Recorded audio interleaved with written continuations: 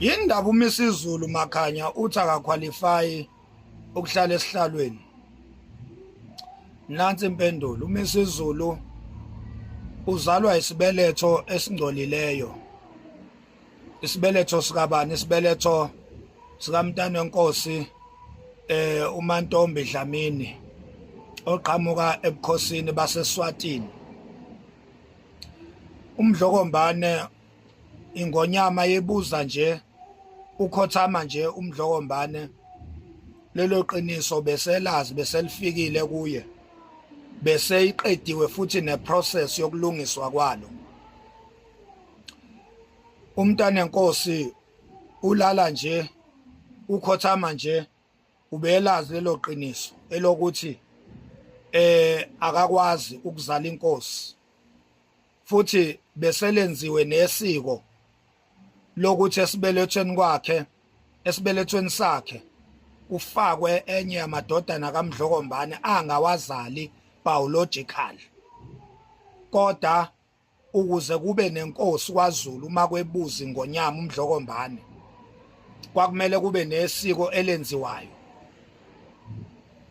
Enziwa-ke ama-meetings after iqiniso lifikile kuMdlokombane elokuthi wadayiselwa ingulubisi esakeni ngokulobola uMntane Nkosi uMantombi Dlamini. Kwabe sekwenziwa ama-meeting ukuthi lelo phutha lizolungiswa kanjani na. Ayemabili-ke ama-options akwaqhamuka nawo ekwangalungiswa ngawo lelo phutha. Kwakumele uMdlokombane akhethe i-option eyodwa. Oqala umbono kwabo ukuthi uMdlokombane akaphinde futhi akhethe khona esigodlweni eSwatini ebukhosini, akhethe enye intokazi ayilethe kaZulu izozala inkosi. Akakuvumanga lokho uMdlokombane ukukwenza ngoba wayengesenalo ithemba lokuthi angeke futhi aphinde adayiselwe enye ingulubisi esakeni.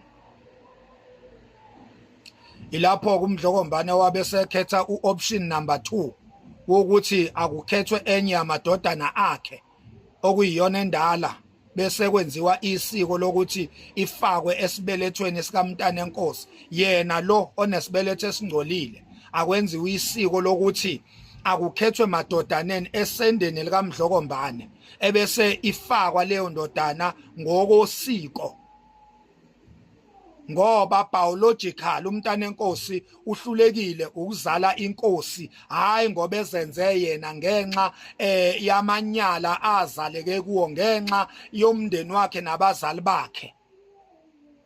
Uhlulekile ukuletha inkosi kwaZulu. Kwabe sekwenziwa-ke isiko, nakhona lelo siko uMdlokombane wayehlonipha yena uMntane Nkosi, emhlonipha, emdabukela. Wathi okungcono akwenziwe isiko thizeni lokuthi akufakwe enye yamadodana ami i-introduce esibelethweni sikaMntane Nkosi ukuze kuzoba yiyo leyo ndodana eyoba inkosi. Nangempela-ke kwavunyelwana ngo-Elothi, yenziwa lelo siko lelo, kwathathwa umntwana uZonda Magwala wayiswa eSwatini kwayokwenziwa isiko lokufakwa kwakhe esibelethweni sikaMntane Nkosi ukuze ezoba inkosi.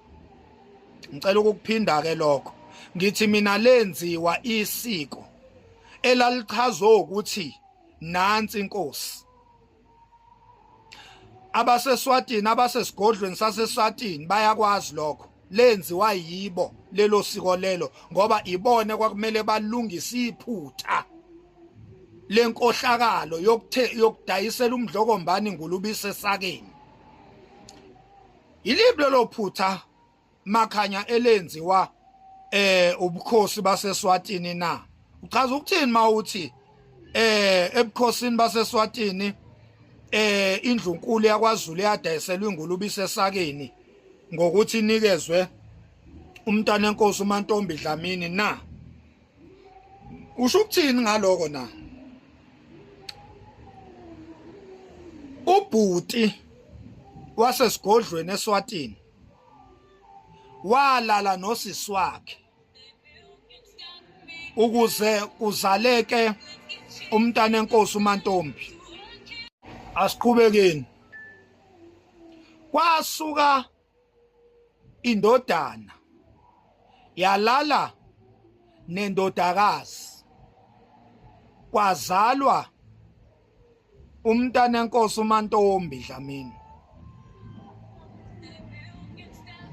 Uyayiva ke ngokho amaqiniso lawa eningawazi izulu. Enye into ungayikhuluma uyidefend uzume ngomlenze owodwa kanti wenziwa ongazi. Ubhuti noma indodana ezala umntanenkosi kanye nonina kamntanenkosi bayalamana bandawonye. Ingakho umntanenkosi akanakho komalume ngoba uma kamntanenkosi nobaba wakhe balamana kanje. Lelo ke kwaba ichilo, kwaba ihlazo ela disqualifya isibeletho samntanenkosi ekutheni singakhiqiza noma singazala inkosi. Ake ngikuphinde lokho. Isibeletho sikaMantombi Dlamini umntanenkosi ozala uMisizulu already besingcolile, sizala uMisizulu nje impilo yaso yonke singcolile. Ingakho uMisizulu engaqualify ukuba inkosi ngoba uzalwa umama ozalwa ngamanyala. Lento ayidinga ama-emotions, ayidingi ukuthi ube umuntu osohlangothini oluthile, kudinga nje ukuthi ube umuntu ozwana neqiniso. Umntana uLokhuze, umntanenkosi uMantombi Dlamini owunina kaMisizulu uzalwe ngamanyala. Lokho kumenza abe ngongcolileyo makukhulunywa ngobukhosi. Ingakho ke uma ngabe litholakala leliqiniso zembuleka izinqe ngaleli qiniso, ubukhosi baseSwatini babe sebenza indlela zokuxolisa noma zokubuyisana kanye nobukhosi bukaZulu. Baxolisa kumdlokombane, ulala nje umdlokombane kwase kuxolelwene. Ekuxolelaneni kwabo kwase kwenziwa isiko lokuthi nansi option ekungalungiswa ngayo leli iphutha, ngoba uoption number 1 umntwana ingonyama umdlokombane ayiwamkelanga, owawuthi akaphinde akhethe enye intombi esigodlweni noma ebukhosini baseSwatini, akakwamkelanga lokho umdlokombane. Kwase kuqhamukwa necebo lokuthi nasi isintu akuthathwe enye yamadodana akhe ifakwe ngokwesiko esiswini noma esibelethweni sikamntanenkosi. Ngalokho ke uZulu uyobe sewubuyelwa yithemba lokuthi sewunayo inkosi ngoba inkosi izalwa yigazi lobukhosi.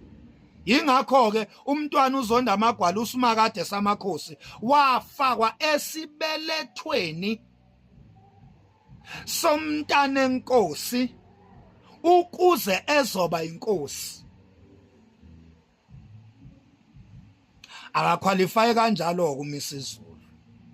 Usuyezwa ke Zulu, isibeletho biologically esizala uMisizulu asiqualify ngokobukhosi ukuzala inkosi. Singcolile, siqhamuke ngamanyala. Isibeletho esizala uMisizulu siqhamuke emanyaleni noma sizaleke emanyaleni. Umntanenkosi uzalwe ngamanyala.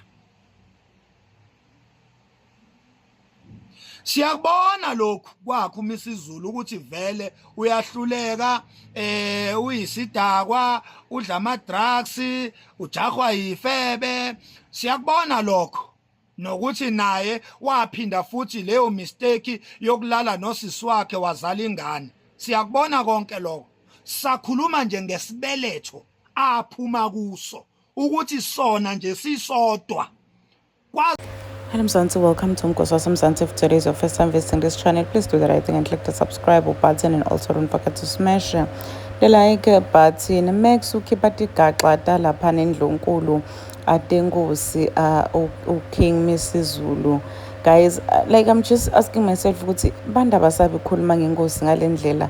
I mean athuka kakhulu notinhlamba yonke into alanga ekhuluma like awuyisabeli impilo yakho. One thing about Max, like uhlezi akhuluma ngana noma ngangibani, but inkosi like ukhulume njalo nje on public platforms showing your face. Ayiqha guys, bantu banesibinzi like bantu njena abanesibinzi. Please do comment ukuthi ngicabangani ngalolu cetha ukukhuluma nguMax mayelana nenkosi uKing Misizulu. Mina nawe siyohlangana kulenye lensha ledake video. I'm signing out. Goodbye.